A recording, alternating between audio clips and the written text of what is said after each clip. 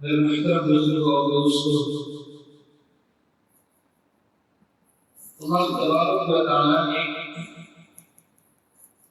انسانوں کو اشرف المخلوقات بنایا، اور جب اللہ تبارک و تعالیٰ نے انسان کو اشرف المخلوقات بنایا تو ظاہر سی بات ہے کہ جو مخلوق سب سے زیادہ اشرف ہو، سب سے زیادہ باعزت اور قابل اکرام ہو، تو اس کی ذمہ داریاں بھی اور اس کی جو زندگی کا جو مقصد ہے وہ مقصد بھی بہت ہی عظیم ہوگی۔ اور اس سے یہ بات بھی معلوم ہو گئی کہ یہ اشرف المخلوقات انسان ہے کہ اس کی جو مقصد زندگی ہے، دنیا میں آنے کا جو مقصد ہے، تو مقصد بھی بہت ہی بڑا مقصد ہوگا، بہت ہی عظیم مقصد ہوگا۔ وہ مقصد زندگی کیا ہے؟ دیکھیے، دنیا کے اندر دو طرح کی قومیں ہوتی ہیں۔ ایک وہ قوم جس کا کوئی مقصد زندگی نہیں، جس کا کوئی رسول آئے اور جس کا کوئی منزل اور ٹھکانہ نہیں۔ ایک وہ قوم ہے جس کا اجتماعی رسول آئے ہے، جس کا اجتماعی منزل اور ٹھکانہ ہے، جس کا اجتماعی اور مذہبی ایک مقصد ہے۔ یہ دوسری قسم کے لوگ ہیں، یہ مسلمان ہیں۔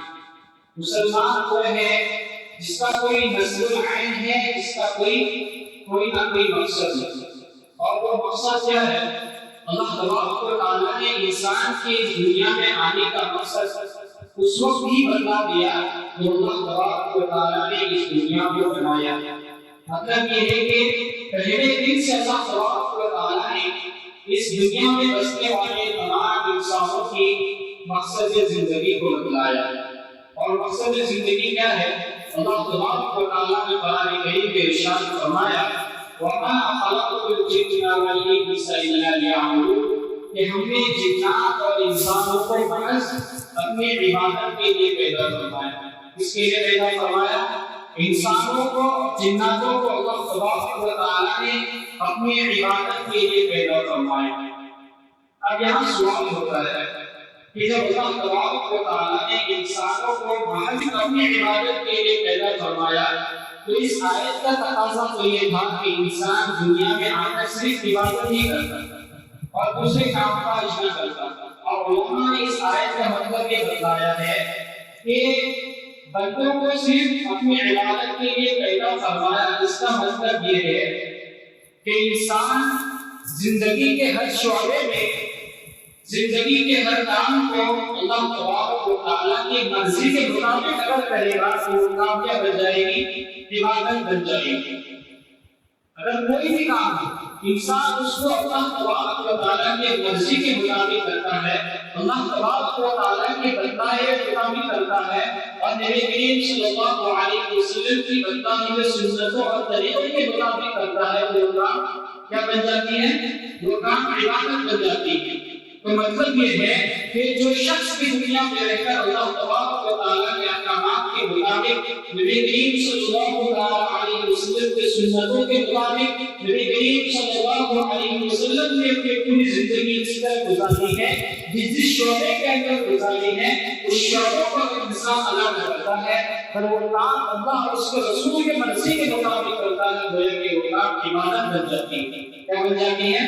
عبادت بن جاتی ہے۔ آپ کمانے کے لیے جا رہے ہیں، آپ کمانے کے لیے جا رہے ہیں، لیکن آپ کی نیت یہ ہے کہ حلال کماؤں، اور اس کمانے کے ذریعے سے جو مال میرے پاس آئے گی، اس کے ذریعے میں اپنے اہل و عیال، اپنی بیوی اور اپنے اولاد کی پرورش کروں گا۔ یہ آپ کا کمانا بھی عبادت ہے، کیونکہ آپ نے اللہ اور اس کے رسول کی مرضی کے مطابق کمانے کی کوشش کی ہے، اس نیت سے کمانے کی کوشش کی ہے جو اللہ تبارک و تعالیٰ نے آپ کو حکم دیا ہے۔ تو مطلب یہ آیت کریمہ کا کہ تم کو اللہ تبارک و تعالیٰ کی عبادت کے لیے پیدا فرمایا، مطلب یہ ہے کہ تم ہر کام اللہ تبارک و تعالیٰ کے طریقے کے مطابق کرو، اللہ تبارک و تعالیٰ کے مرضی کے مطابق کرو، اللہ تبارک و تعالیٰ کی عبادت بھی ملے گی۔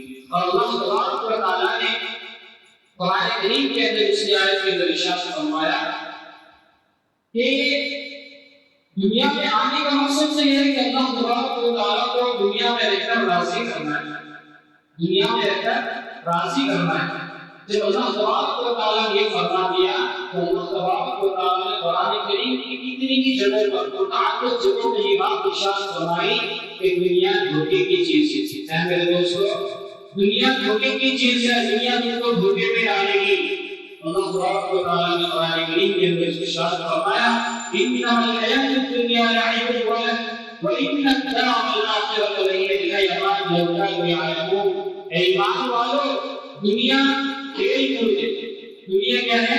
کھیل کود کی جگہ ہے، اور آخرت تو ہمیشہ ہی ہمیشہ کے لیے رہنے والی ہے۔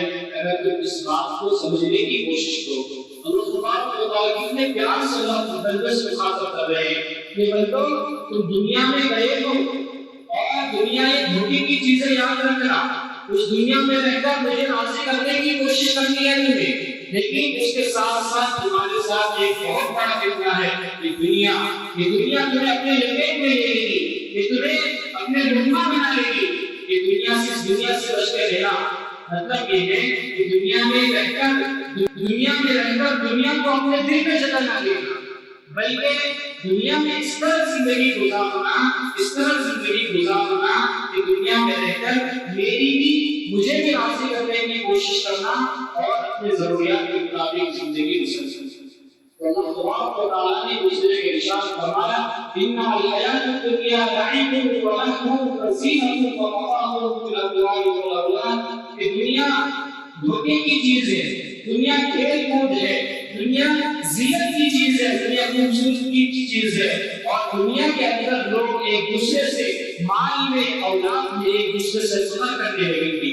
ان چیزوں سے بچ کر رہنا، ان چیزوں سے بچ کر رہنا۔ اللہ تبارک و تعالیٰ نے انسان کو دنیا میں بھیجا، اور دنیا میں بھیجنے کے بعد انسان کے ساتھ کیا کیا مشکل آ سکتی ہے، اپنے رب کو راضی کرنے میں انسان کو کیا کیا دشواریاں پیدا آ سکتی ہے۔ اللہ تبارک و تعالیٰ نے فرمایا سب سے بڑی جو چیز ہے دنیا کے اندر، دنیا تمہیں اپنے اندر لے لے گی، دنیا تمہیں اپنے لوگوں بنا لے گی۔ اگر تم اس دنیا سے اس بات کو سمجھنے کی کوشش کرتے ہو تو اس آیت سے پتا چلا کہ دنیا میں رہ کر ہمیں دنیا کے دھوکے میں نہیں آنا ہے، دنیا کی خوبصورتی میں ہمیں مائل نہیں ہونی ہے، دنیا کے روپ کو دیکھ کر، دنیا کی خوبصورتی کو دیکھ کر، دنیا کی زینت اور خوبصورتی کو دیکھ کر ہمیں دنیا سے متاثر نہیں ہونی ہے، بلکہ اس دنیا میں رہ کر اللہ تبارک و تعالیٰ راضی ہونے کی کوشش کرنی ہے۔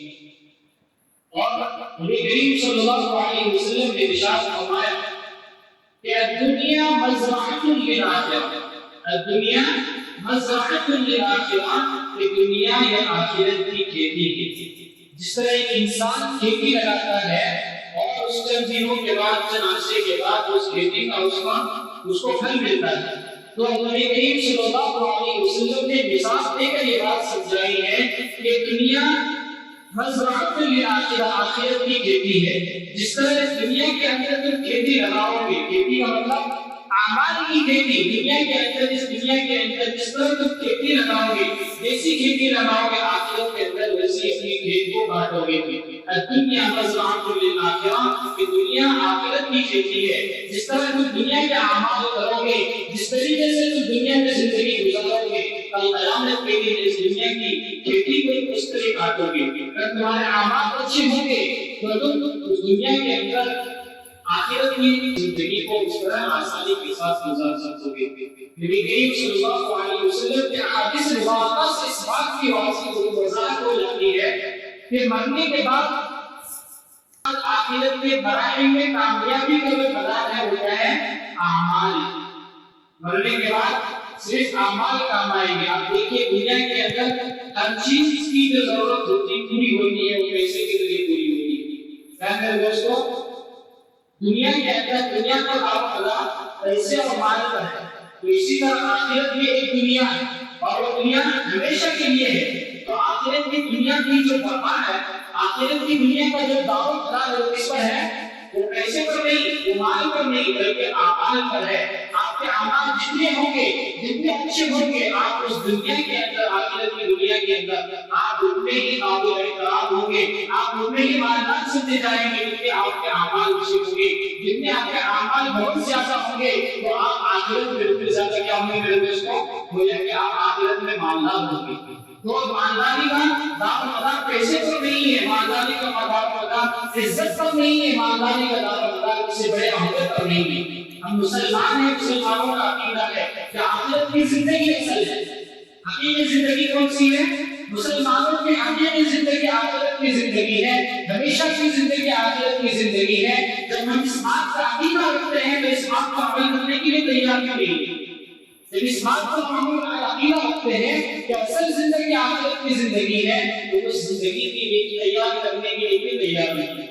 اس زندگی کے جو خزانے ہیں، اس زندگی کا جو دار و مدار ہے اعمال، اللہ تبارک و تعالیٰ کے احکامات کے مطابق زندگی گزارنا، یہ اس زندگی کا کیا ہے؟ دار و مدار ہے۔ اس زندگی میں کامیابی کی علامت ہے کہ دنیا کے اندر اللہ تبارک و تعالیٰ کی مرضی کے مطابق زندگی گزارنی ہوگی، اللہ تبارک و تعالیٰ کے احکامات کے مطابق زندگی گزارنی ہوگی۔ اللہ تبارک و تعالیٰ نے قرآن کریم کے اندر ایک مسلمان کو کس طرح زندگی گزارنی ہے وہ جو طریقہ بتلایا ہے، اس طریقے کے مطابق زندگی بسر کریں گے تبھی آخرت کی زندگی ہماری کامیاب ہوگی۔ قبر کے اندر سب سے پہلے اللہ تبارک و تعالیٰ کے بارے میں پوچھ ہوگی کہ تمہارا رب کیا ہے۔ تین سوال ہوگی، کتنے سوال ہیں قبر کے اندر جس کو ہم مسلمان کو معلوم ہونا ضروری ہے تاکہ دل کے اندر خوف پیدا ہونا۔ قبر کے اندر تین سوال ہوں گے، ہر شخص سے سوال ہوں گے کہ تمہارا رب کون ہے، تمہارا نبی کون ہے اور تمہارا مذہب کیا ہے۔ ہر شخص سے سوال ہوگا۔ یہ سوال کو دیکھنے میں بہت آسان لگتا ہے کہ ہم دنیا میں رہ کر اس کا یاد کریں گے، اس کا جواب کیا ہے۔ ہمارا رب اللہ ہے، ہمارا نبی صلی اللہ علیہ وسلم ہے اور ہمارا دین کیا ہے؟ اسلام ہے۔ یہ تو بہت آسان لگتا ہے دنیا کے اندر، بہت یاد کر لیں گے، کرنے سے پہلے ایک دو منٹ پہلے بھی یاد کر لیں گے۔ نہیں میرے دوستوں، آخرت کے امتحانات ایسے نہیں ہیں، آخرت کے سوالات اور جوابات ایسے نہیں ہیں، بلکہ یہ تینوں سوال کے جواب وہی شخص دے گا جس کے اندر ایمان ہوگا، جس کے اندر اعمال ہوگی، جس نے اللہ تبارک و تعالیٰ کی مرضی کے مطابق زندگی گزاری ہوگی، وہی آسانی کے ساتھ ان تینوں سوالات کا جواب دے گی۔ آپ دنیا کے اندر رہ کر تم نے زندگی گزار دی اور تم نے یہ سوچا کہ میں ان تینوں سوالات کو یاد کر لوں گا، قبر میں جا کر جواب دے دوں گا، ایسا نہیں ہے۔ رکن میں زندگی اللہ کے مرضی کے مطابق گزاری ہوگی، اور آپ نے زندگی نبی کریم صلی اللہ علیہ وسلم کے سنتوں کے مطابق گزاری ہوگی اور اپنے اندر دین اسلام کو اہمیت دی ہوگی، دین اسلام کو چلنے کی کوشش کی ہوگی اور اسلام کی جو فرائض ہے، اسلام کی جو احکام ہے اس کو عمل کرنے کی کوشش ہوگی۔ تو قبر کے اندر آپ ان سوالات کا جواب اچھی طریقے سے دیں گے، آپ کی زبان پر خود بہت آئے گی۔ اللہ تبارک و تعالیٰ نے انسان کو یہ بات سمجھانے کی کوشش کی کہ انسان دھوکے میں پڑا ہوا ہے، انسان دنیا میں رہ کر اپنے دھوکے میں پڑا ہوا ہے۔ اس کی مثال حضرت علی صاحب دامت برکاتہ عالیہ فرماتے ہیں کہ انسان جس دھوکے میں پڑا ہوا ہے اس کی مثال ایسی ہے کہ جب ہم بچپن میں تھے تو بچہ جب بچپن میں ہوتا ہے اس کو کسی اور چیز سے دلچسپی ہوتی ہے، کھیل کود میں دلچسپی ہوتی ہے، کیا ہوتی ہے؟ اس کو سمجھانے کی کوشش کی ہے کہ انسان کس طرح دھوکے میں پڑا ہوا ہے، اس کو کس طرح سمجھنے کی کوشش کیجیے کہ جب بچہ چھوٹا ہوتا ہے اس میں اس کی دلچسپی ہوتی ہے، کھیل کود میں ہوتی ہے، لیکن وہی بچہ جب چند سال ہو جاتا ہے، چند سال کی عمر گزر جاتا ہے تو یہ سوچتا ہے کہ میں کون سی چیزوں سے دل لگا رہا تھا، بچپن میں کن چیزوں سے دل لگا رہا تھا۔ تو پھر یہ بچہ جب اور آگے بڑھتا ہے تو اس کے اندر تعلیم یا مال کمانے کے اس پر پیدا ہوتا ہے۔ جب یہ بچے کی زندگی بھی گزر جاتی ہے، رکھا بھی گزر جاتی ہے اور بڑھاپے کو آتی ہے تو انسان سوچتا ہے کاش میں جوانی کے اندر کن چیزوں میں اپنی دلچسپی لیتا تھا، مال کمانے میں، اولاد کی ترقی میں، گھر بار بنانے میں، یہ دلچسپی لیتا تھا۔ انسان جب بڑھاپے ہوتا ہے تو ان چیزوں پر اپنی فکر کرتا ہے، لیکن اس کو مولانا صاحب نے مفتی علی صاحب نے یہ فرمایا ہے کہ مرنے کے بعد قبر کے اندر بھی انسان اسی چیز کی افسوس کرے گا، کاش میں دنیا کے اندر ان چیزوں سے اپنا دل نہ لگا تھا، دنیا کے اندر میں ان فلاں چیزوں سے دلچسپی نہ کرتا، تو انسان کو مرنے کے بعد اپنی اصل حقیقت پیدا ہوگی. جس طرح ایک بچے کو اپنی جوانی کے بعد پتا چلتا ہے کہ میں نے اپنی بچپن کی زندگی کس طرح گزاری ہے. کھیل کود بھی کوئی چیز ہوتی ہے جوانی کے اندر انسان کی یہ افسوس ہوتا ہے. کھیل کود بھی کوئی چیز ہوتی ہے کاش کے میں اپنے بچپن کی زندگی کسی اور چیز میں لگا تھا. اسی طرح انسان قبر میں جانے کے بعد انسان اس چیز کی تمنا کرے گا افسوس کرے گا کاش میں دنیا میں رہ کر ان چیزوں سے دلچسپی نہ لیتا ان چیزوں سے اپنے وقت کو ضائع نہیں کرتا. دوستوں کہنے کا مطلب یہ ہے کہ آج ہم دنیا کے اندر ہے دنیا نے ہمیں کتنے میں ڈال دیا ہے. دنیا نے ہمیں اتنی آزمائش میں ڈال دیا ہے کہ آخرت کی زندگی کو بھلا دیتے ہیں. ہم آخرت کی زندگی کو بھلا دیتے ہیں. یاد رکھیے میرے دوستوں مسلمان ہیں مسلمانوں کا عقیدہ یہ ہے کہ آخرت کی زندگی اصل ہے اور اس کی بقا کے لیے دنیا کے اندر اللہ تبارک و تعالیٰ کے احکامات کے مطابق زندگی بسر کرنی ہوگی. نمازوں کا اہتمام کرنا ہوگا. اللہ تبارک و تعالیٰ جب کسی حکم کو کرنے کے لیے کہہ رہے ہیں ہم اس وقت کو جلدی ادا کرنے کی کوشش کریں گے اور اللہ تبارک و تعالیٰ سے دعا کریں کہ اللہ تبارک و تعالیٰ ہمیں دنیا میں رہ کر دنیا کو اپنے دل میں نہ بٹھائے بلکہ دنیا میں رہ کر اللہ تبارک و تعالیٰ کو راضی کرنے کی کوشش کرے اور اللہ تبارک و تعالیٰ کے احکامات کے مطابق اور نبی کریم صلی اللہ علیہ وسلم کے سنتوں کے مطابق زندگی بسر کرنے کی کوشش کرے.